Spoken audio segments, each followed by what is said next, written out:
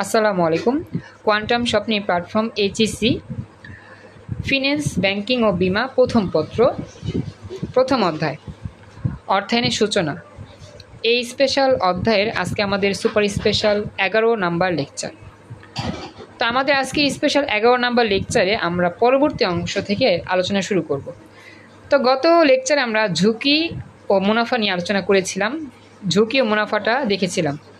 তো আজকের ক্লাসে আমরা এই ঝুঁকি আর মুনাফার যে একটা সম্পর্ক, সেই সম্পর্কে একটা চার্ট দেখব বা একটা গ্রাফ দেখব। তো এখন আমরা একটু ফোকাস করি। আমরা মোটামুটি গত ক্লাসটা টপিকে এতটুকু পড়ছিলাম যে যে পরিমাণ ঝুঁকি নিলে সর্বোচ্চ মুনাফা অর্জিত হবে, ঠিক সেই পরিমাণ ঝুঁকি নিয়ে আমাকে ব্যবসা বাণিজ্য করতে হবে। তো এই যে গ্রাফটা যে আছে ঝুঁকি আর মুনাফার মধ্যে, যেটা হচ্ছে আমাদের একটা আয় আর ঝুঁকির মধ্যে একটা সম্পর্ক, সেই গ্রাফের দিকে লক্ষ্য করলে আমরা সহজে বুঝতে পারবো। এই গ্রাফটার এই এক্স এক্সিস ডান দিকটা, ওয়াই এক্সিস উপরের দিকটা। তো এক্স এক্সিসে বা এক্স অক্ষে আমরা ঝুঁকির পরিমাণ নিয়ে কাজ করতেছি। সাপোজ দুইটা পয়েন্ট ধরলাম, এখানে একটা পয়েন্ট, এখানে একটা পয়েন্ট। প্রথম পয়েন্টে ঝুঁকির পরিচয় 1%, দ্বিতীয় পয়েন্টে ঝুঁকির পরিচয় 2%। মানে এক্স অক্ষ বরাবর ঝুঁকি কত পার্সেন্ট করে বাড়ে, এটা আমরা দেখতেছি। মানে এক্স অক্ষে আমরা ঝুঁকির হিসাব নিয়ে কাজ করতেছি। কথাটা কি বুঝতেছো সবাই? একটু কথা বইল। পুতুল, সাদিয়া, তৃষা। আচ্ছা, তো এখন কথা হচ্ছে এক্স অক্ষে আমরা ঝুঁকি নিয়ে কাজ করলাম, যে এক্স অক্ষে আমার ঝুঁকিটা 1%, 2%, 10%, 50% এরকম হয়। আর ওয়াই অক্ষে হবে টাকা, কত টাকা আমরা আয় করতে চাই সেই হিসাবটা। তো মনে করো লেখা আছে এখানে প্রথম পয়েন্টে 5 লক্ষ টাকা, দ্বিতীয় পয়েন্টে 10 লক্ষ টাকা। তো এখন আমরা এই বিষয়টা একটু বোঝার চেষ্টা করি এরকমভাবে যে আমরা যদি একটা বিজনেস করতে গিয়ে 1% ঝুঁকি নিয়ে কাজ করি, তাহলে আমাকে বিনিয়োগ করে যে আয়টা হবে, সে আয়টা হবে কত লক্ষ টাকা? 5 লক্ষ টাকা। মনে করো যে তুমি একটা বিজনেস করবা, 20 লক্ষ টাকা দিয়ে একটা বিজনেস করতেছো। 1 মাস পর তুমি চাচ্ছ যে এখান থেকে আয় হবে বা মুনাফা হবে 5 লক্ষ টাকা। তো এই 5 লক্ষ টাকা মুনাফা করতে গেলে একটা ঝুঁকি থাকবে। এই যে 20 লক্ষ টাকা খাটাইলাম একটা বিজনেসে, 1 মাস পর 5 লক্ষ টাকা আমি পাবো মুনাফা হিসাবে। এটা আমার হইতেও পারে, নাও হইতে পারে। এই যে একটা অনিশ্চয়তা, আমি যে 20 লক্ষ টাকা দিয়া একটা বিজনেস খাটাইলাম, এই টাকাটা মাইরও যেতে পারে, নষ্ট হইতে পারে, বিজনেসে লসও হইতে পারে। তো এই যে একটা অনিশ্চয়তা, এটাই তো হচ্ছে ঝুঁকি, তাই না? গত ক্লাসে বলছিলাম ঝুঁকিটা কি? অনিশ্চয়তা। ব্যবসা বাণিজ্য করতে গেলে যে বিষয়টা অনিশ্চিত বা অনিশ্চয়তার মধ্যে থাকতে হয়, তার নামই তো ঝুঁকি। তো এখন মনে করো 20 লক্ষ টাকা দিয়ে তুমি একটা বিজনেস খাটাচ্ছ, 1 মাসের পর তুমি চাচ্ছ 20 লক্ষ টাকা তো তুমি পাইবা নিজের টাকা মূলধন, আর 5 লক্ষ টাকা কি পাবা? মুনাফা পাবা। এই লোভে না অবশ্য, এই আশায় তুমি 20 লক্ষ টাকা খাটাইছো। তো এখন কথা হচ্ছে এই 20 লক্ষ টাকা যদি খাটাই, তাহলে এখানে অবশ্যই একটা ঝুঁকি থাকবে। সেই ঝুঁকির পরিমাণটা পার্সেন্টে মনে করলাম মাত্র কম, 1%। ধরলাম আর কি 20 লক্ষ টাকা খাটাইলে ঝুঁকি হয় 1%, আর সেই ঝুঁকি নিয়ে কাজ করলে 5 লক্ষ টাকা মুনাফা পাওয়া যায় 1 মাস পর। কথা বুঝতে পারছো এতটুকু?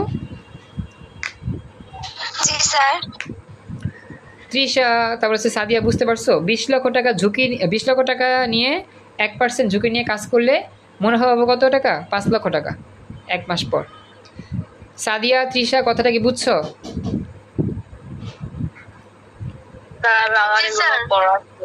আমি কি গ্রুপ থেকে লিভ নিতে পারি? আচ্ছা আচ্ছা, নিয়ে নাও, সমস্যা নেই, যেহেতু পড়া আছে লিভ নিতে পারো, প্রবলেম নেই। আচ্ছা, তো যেটা বলতেছিলাম, তো এখন কথা হচ্ছে যে আমরা তো মনে করো যে 20 লক্ষ টাকা দিয়ে কী করছি? বিজনেস খাটাইছি। এখন কথা হচ্ছে যে আমাদের যদি একটু বেশি খাটাই, সাপোজ 40 লক্ষ টাকা দিয়ে বিজনেস করি, তাহলে আমার অ্যামাউন্টটা বাড়তেছে। আগে ছিল 20 লক্ষ, এখন কত? 40 লক্ষ। তো 20 লক্ষে যদি 1% ঝুঁকি হয়, তাহলে 40 লক্ষে কত পার্সেন্ট ঝুঁকি হবে? একটু বেশি হবে, ধরলাম সেটা 2% ঝুঁকি। আর 2% ঝুঁকি হলে লাভ হওয়ার সম্ভাবনা কত আছে? 10 লক্ষ টাকা। কথাটা বুঝতে পারছো? আগে ছিল 20 লক্ষ টাকা, ঝুঁকি ছিল 1%, লাভ হইতো 5 লক্ষ টাকা। এখন 40 লক্ষ টাকা বিনিয়োগ করছি, ঝুঁকি কিন্তু 2%, একটু বাড়ছে। আর ঝুঁকি বাড়লে কি লাভও বাড়ে, আমরা জানি ঝুঁকি বাড়লে লাভও বাড়ে। তো লাভটা কত, আগে ছিল 5 লক্ষ, এখন কত টাকা, 1 মাস পর পাবো 10 লক্ষ টাকা লাভ।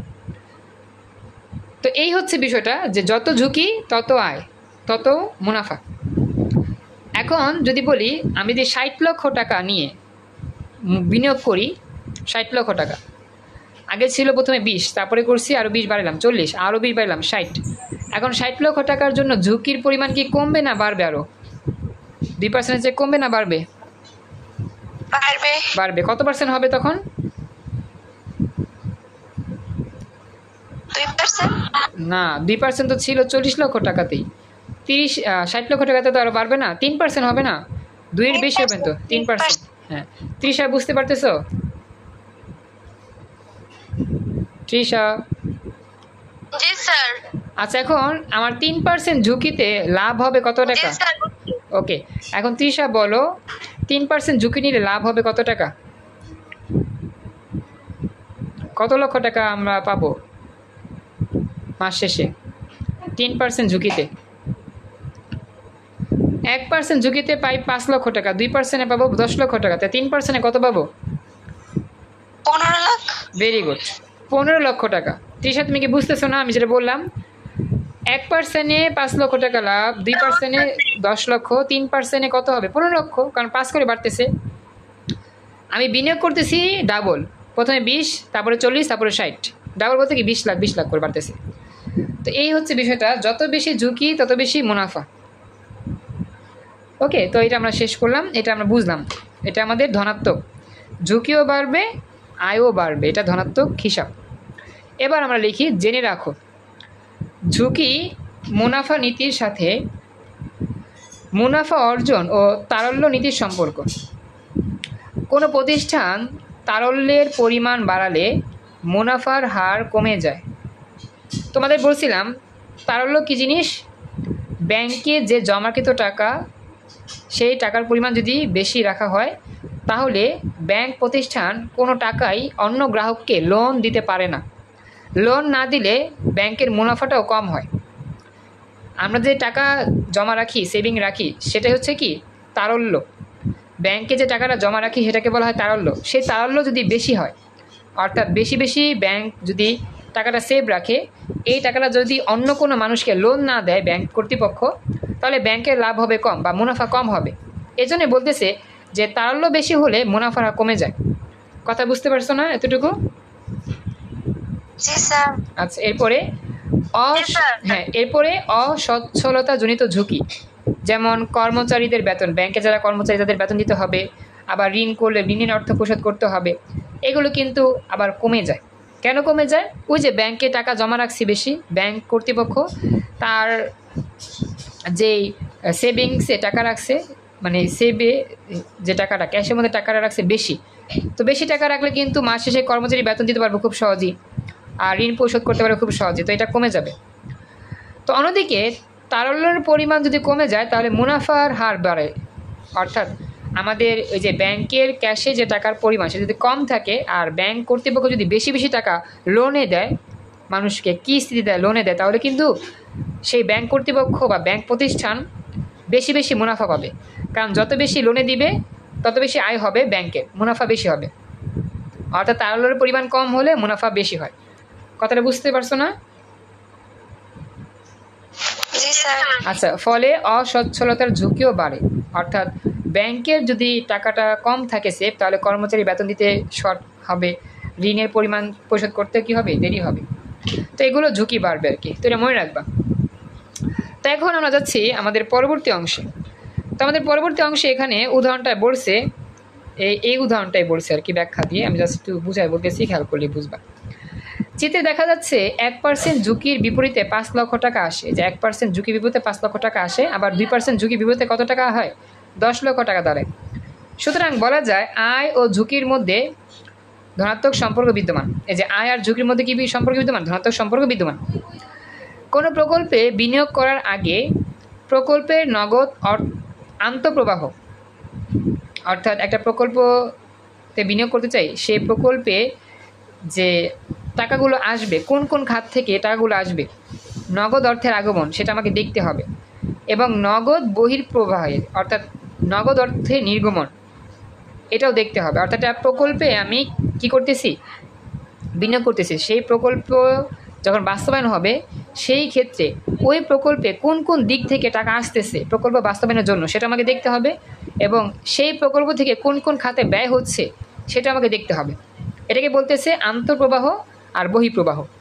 কথা কি বুঝতে পারছো? আন্তঃপ্রবাহ বহিঃপ্রবাহ মানে কি? জি স্যার। তেমন বলতেছে যে আমাদের আন্তঃপ্রবাহ যদি বহিঃপ্রবাহের চেয়ে যথেষ্ট হয় কিনা তা দেখতে হবে, এটা আমাকে দেখা উচিত। অর্থাৎ বিনিয়োগ বা অর্থায়ন সিদ্ধান্ত নেওয়ার আগে অর্থের সময় মূল্য বিবেচনা করা উচিত, কারণ অর্থের বর্তমান মূল্য এবং ভবিষ্যৎ মূল্যের মধ্যে পার্থক্য বিদ্যমান। এটা মানে আমরা বুঝি যে আমাদের দিন যত যায় টাকার কিন্তু মান একসময় বাড়ে একসময় কমে, আপ ডাউন হয়, তবে টাকার মান আস্তে আস্তে বাড়ে, কমে। তো আমাদের দেখতে হবে যে সময়ের দিকটা ঠিকমতো মেনটেন করে বিজনেসটা রান করা যায় কিনা। বর্তমানে আমরা কোনো একটা বিজনেস করতে গেলে যে পরিমাণ উপার্জনটা পাবো বা মুনাফা পাবো, ভবিষ্যতে যদি আরও বেশি টাকা বিনিয়োগ করে মুনাফা বেশি পাইতে পারি সেটাও আমাকে চিন্তা করতে হবে। আবার চিন্তা করতে হবে যে বর্তমানে একটা বিজনেস করতে যাচ্ছি, সেই বিজনেসে লাভ কম, তাহলে আমাকে ওয়েট করতে হবে সেই বিজনেসটা আমরা যদি 1 বছর 2 বছর পর করি যদি লাভ বেশি হয় সেই আশায় আমাকে পরবর্তী বছরগুলোতে বিনিয়োগ করতে হবে। অর্থাৎ আমার বলতেছে এখানে যে একটা বিজনেসে বিনিয়োগ করতে গেলে বর্তমান মূল্য আর ভবিষ্যৎ মূল্যের মধ্যে যদি পার্থক্য থাকে সেই পার্থক্যটা দেখে বিনিয়োগ করা উচিত। কথা কি বুঝছো? জি স্যার। আচ্ছা, এরপরে সুতরাং যে কোনো প্রতিষ্ঠান ব্যবসা প্রতিষ্ঠানের জন্য ঝুঁকি এবং মুনাফার মধ্যে সমন্বয় সাধন জরুরি, এটি ব্যবসার অন্যতম গুরুত্বপূর্ণ নীতি। তো এই ছিল আমাদের ব্যবসায়ের ঝুঁকি ও মুনাফা নীতি সম্পর্কে পুরো ব্যাখ্যাটা। তো আমাদের ঝুঁকি মুনাফা নীতি কিন্তু অনেক ইম্পর্টেন্ট পরীক্ষা আসার মতো, তো এটা আমরা ভালো করে মনে রাখবার চেষ্টা করব। ঝুঁকি নীতি আর কি আমাদের, আর হচ্ছে এই মুনাফা নীতি। আচ্ছা, তো আমাদের আরেকটু ক্লাস করা যাবে, আরেকটু আমরা করি ক্লাস। এরপরটা দেখি গ নাম্বার, পোর্টফোলিও বৈচিত্র্য ন্যায়ের নীতি। এখন আমরা দেখি বৈচিত্র্য ন্যায় নীতিটা কি বলছে এখানে। বলতেছে, আমি একটু জুম করি, একটু খেয়াল রাখবা। বৈচিত্র্যের ন্যায় নীতি, একটু স্পিকার মিউট রেখো, কষ্ট করে স্পিকারটা চাপ দিয়ে রেখো। হ্যাঁ, এখানে বলতেছে যে বৈচিত্র্যায়ন নীতির মূল উদ্দেশ্য হলো একাধিক খাতে অর্থ বিনিয়োগ করে ব্যবসায়ের ঝুঁকি কমানো। এটা মনে রাখবা যে আমরা বিজনেস করতে চাই, তবে একটা খাতে বিনিয়োগ করব না, একাধিক খাতে বিনিয়োগ করব। সাপোজ কেউ মৎস্য চাষে বিনিয়োগ করলো, আবার কেউ মুরগি খামারে বিনিয়োগ করলো, কেউ হাঁসের খামারে বিনিয়োগ করলো, মানে কি একজন 2-3টা খাতে বিনিয়োগ করছে যাতে করে ব্যবসার ঝুঁকিটা কমে যায়। এটা মনে রাখবা, কথাটা বুঝতে পারছো? একাধিক খাতে বিনিয়োগকেই বলা হয় বৈচিত্র্যায়ন নীতি। কথা বললো, বুঝতে পারছো? আচ্ছা, এরপরে আমরা যাচ্ছি নেক্সট, পরবর্তী। এখন বৈচিত্র্যায়ন নীতি, পোর্টফোলিও বৈচিত্র্যায়ন নীতিটা আমরা দেখি। কোন একটি প্রকল্পে সব মূলধন বিনিয়োগ না করে একাধিক লাভজনক প্রকল্পে বিনিয়োগ করাকে পোর্টফোলিও বৈচিত্র্য ন্যায় নীতি বলে। অর্থাৎ আমরা বিজনেস করব, একটা খাতে বিজনেস করব না। আমার কাছে 20 লক্ষ টাকা আছে, আমি এই 5 লক্ষ টাকা দিয়ে এক এক খাতে বিনিয়োগ করব। সাপোজ মৎস্য খাতে 5 লক্ষ টাকা বিনিয়োগ করলাম 1 মাসের জন্য। এরপর হচ্ছে মুরগি খামারে 5 লক্ষ টাকা বিনিয়োগ করলাম। এরপর হচ্ছে ছাগলের খামারে বিনিয়োগ করলাম, গরুর খামারে বিনিয়োগ করলাম। তারপর হচ্ছে গিয়ে আমাদের অন্য একটা প্রকল্পে বিনিয়োগ করলাম। তো এরকম আমরা যদি সম্পূর্ণ 20 লক্ষ টাকা একটা খাতে বিনিয়োগ না করে সেই 20 লক্ষ টাকা 4 ভাগ করে 4টা খাতে বিনিয়োগ করি, তাহলে কিন্তু আমার মুনাফাটাও মোটামুটি বেশি হবে, বা মুনাফাটাও কী হবে, অনেকটা উন্নতর দিকে হবে, আর ঝুঁকিটাও এখানে কম হবে। কেন ঝুঁকিটা কম হবে? যদি তুমি এই 20 লক্ষ টাকা একটা খাতে ব্যয় করো, হতে পারে সেই খাতে সব টাকা লস হইতে পারে না, সেই বিজনেসটা লস হয়েছে বা সেই বিজনেস ক্ষতি হয়েছে, তাহলে 20 লক্ষ টাকায় জলে গেল। কিন্তু এই 20 লক্ষ টাকার মধ্য থেকে যদি তুমি একটা অংশ একটা খাতে দাও, বাকি 3টা অংশ 3 খাতে দাও, এরকমও হইতে পারে যে একটা অংশ লস হয়েছে, বাকি 3 অংশ ঠিক আছে, তাহলে কিন্তু আর 20 লক্ষ টাকা মায়ের গেল না, গেল কত টাকা? 5 লক্ষ টাকা। তো আগে কিন্তু 20 লক্ষ টাকায় এক খাতে দিচ্ছ, লাভ হইলে এখানে লাভ হয়েছে, আর লস হইলে পুরাই লস। আর এখন কিন্তু 4টা খাতে 20 লক্ষ টাকা খাটাইছো, তো এক জায়গায় লস হইলেও কিন্তু সমস্যা নেই, আরও 3 জায়গা তো খালি আছে, সেই জায়গা তো লাভ পাইতে পারি। ব্যাপারটা বুঝছো? ব্যাপারটা হচ্ছে এরকম। তো এটাই বলতেছে যে আমরা একটা অ্যামাউন্ট, মোটা অঙ্কের টাকা এক খাতে না বিনিয়োগ করে একাধিক খাতে বিনিয়োগ করব, তাহলে আমার ঝুঁকির পরিমাণটা কমে যাবে। আর এটাকে বলা হয় পোর্টফোলিও বৈচিত্র্য ন্যায় নীতি। এরপর বলতেছে এর ফলে ঝুঁকি এড়ানো কমানো যায়। এতে কোনো একটি প্রকল্পে ক্ষতি হলে অন্য প্রকল্পের মুনাফা দ্বারা তা পুষিয়েও নেওয়া যায়। ওই যে বললাম, একটা খাতে যদি আমাদের মাইর খাই, অন্যান্য খাতগুলোতে আমি করতে পারি, মুনাফা পাইতে পারি বেশি বেশি, যার ফলে একটা খাতে লস হওয়ার ফলেও সে ওই অন্যান্য খাতে লাভ হওয়ার মাধ্যমে পুষিয়ে নিতে পারছি। লাইনটা বুঝতে পারছো না সব এতটুকু? আচ্ছা, এরপরে ফলে কোনো একটি প্রকল্পের ব্যর্থতা অন্য প্রকল্পের সফলতার সাথে সমন্বয় করা যায়। আর্থিক ব্যবস্থাপকগণ সম্পদের ব্যবস্থাপনার ক্ষেত্রে এই নীতি প্রয়োগ করেন। উদাহরণস্বরূপ, একজন ব্যবসায়ী 5 লক্ষ টাকা নিয়ে ব্যবসা শুরু করেন। মনে করো তুমি সেই ব্যবসায়ী 5 লক্ষ টাকা দিয়ে ব্যবসা শুরু করছো। তো তুমি তার সমুদয় টাকা দিয়ে কোনো একটি প্রতিষ্ঠানের শেয়ার কিনেন বা কোনো একটা প্রতিষ্ঠানে শেয়ার করেন।